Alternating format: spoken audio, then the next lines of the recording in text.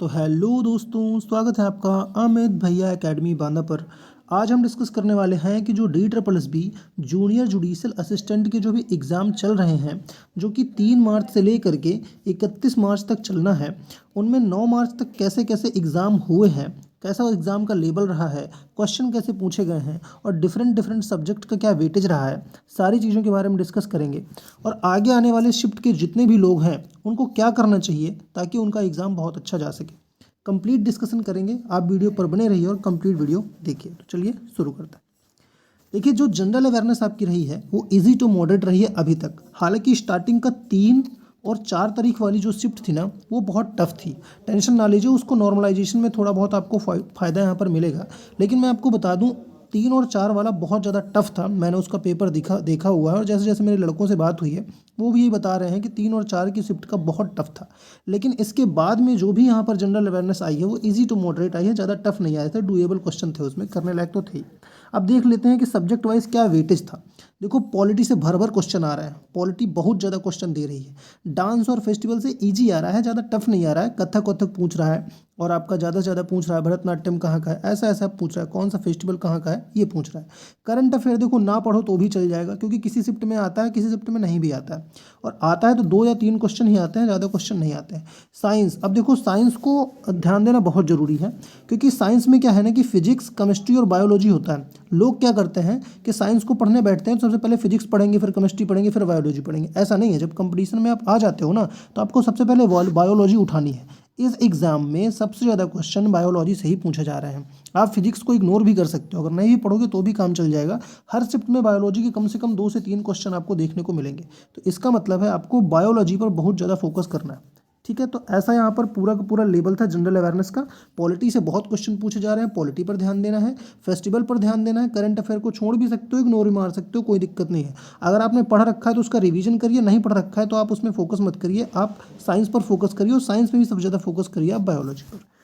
ठीक है, आगे डिस्कस करते हैं रीजनिंग में कि रीजनिंग का कैसा एग्जाम हो रहा है, कैसे पेपर आ रहा है, कैसे इसका लेवल आ रहा है। देखो, अगर आप DSSB का एग्ज़ाम निकालना चाहते हो तो आपको रीजनिंग पर फोकस ज़्यादा करने की ज़रूरत नहीं है। जी हाँ मेरे दोस्तों, रीजनिंग पर आप ज़्यादा फोकस ना करिए, क्योंकि बहुत आसान रीजनिंग आ रही है, बहुत आसान।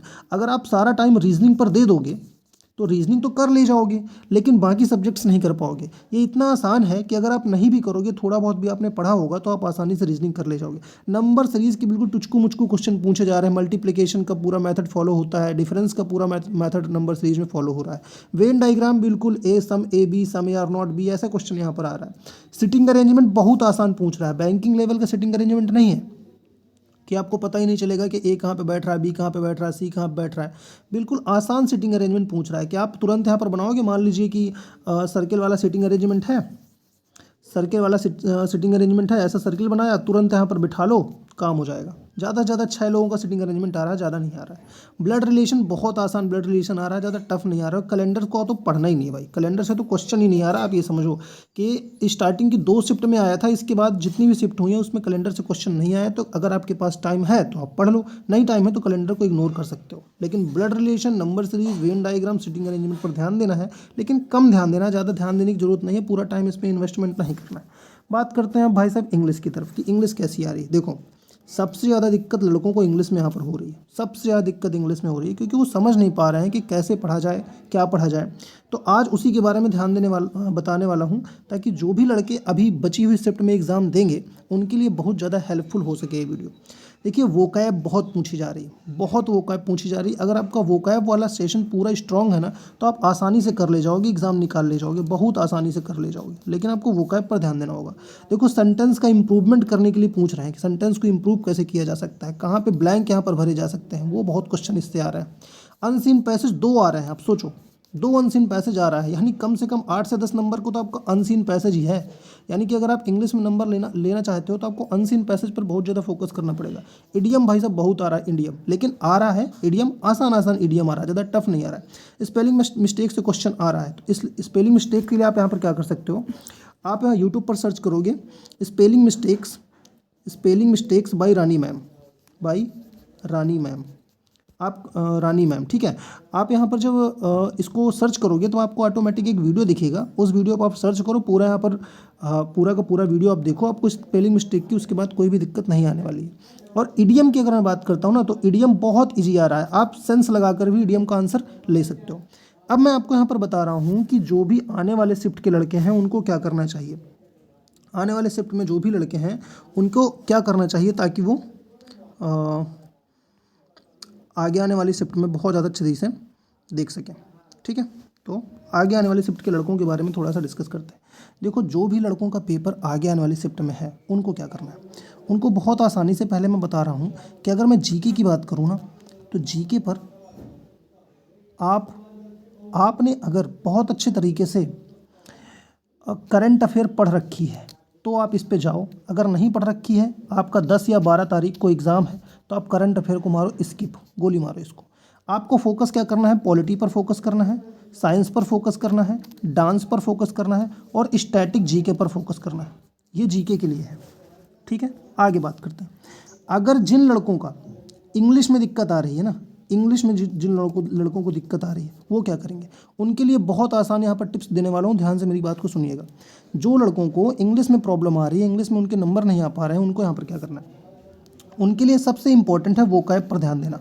पर इतने जल्दी वोकैब तो तुमको याद नहीं हो पाएगी, तो आप सीधा यूट्यूब पर जाओगे और यहाँ पर सर्च करोगे vocab by A to Z series से, और एक पढ़ाकू यूट्यूब चैनल है, उस पढ़ाकू के साथ आप सर्च करोगे तो वो आपको ट्रिक के माध्यम से वोकैब की सारी वीडियो प्रोवाइड करा देगा। आपकी वोकैब अगर आप 2 या 3 दिन भी उसका वीडियो यहाँ पर देख लोगे 2-2 घंटे का, तो आपकी वोकैब काफ़ी हद तक क्वेश्चन फंसने की पूरी संभावना है। वोकैब पढ़ाकू यूट्यूब चैनल से, आप पढ़ाकू सर्च करो, पढ़ाकू बाई इंग्लिश, तो ऑटोमेटिक आपको वीडियो नजर आएगा वोकैब का। वोकैब आप सर्च करो और डालो और पढ़ो उसको, ठीक है। इसके बाद अब वोकैब की बात करते हैं। सबसे ज़्यादा आपको यहाँ पर ध्यान देना है जो आपका अनसीन पैसेज है ना, अनसीन पैसेज पर, क्योंकि 10 क्वेश्चन ये दे रहा है भाई साहब अनसीन पैसेज, और इस पे जब ध्यान दोगे तो ऑटोमेटिक आपकी ये इम्प्रूव बहुत अच्छे तरीके से इंग्लिश में नंबर आ सकते हैं, क्योंकि 10 क्वेश्चन अगर आप इसने बना लिए उसका इंग्लिश में काम हो जाएगा। तो आप अनसीन पैसेज के लिए क्या कर सकते हो, यूट्यूब पर सर्च करोगे अनसीन पैसेज बाई, यहाँ पर आप अनसीन पैसेज यहाँ पर सर्च करोगे और इसके बाद यहाँ पर डालोगे तरुण ग्रोवर,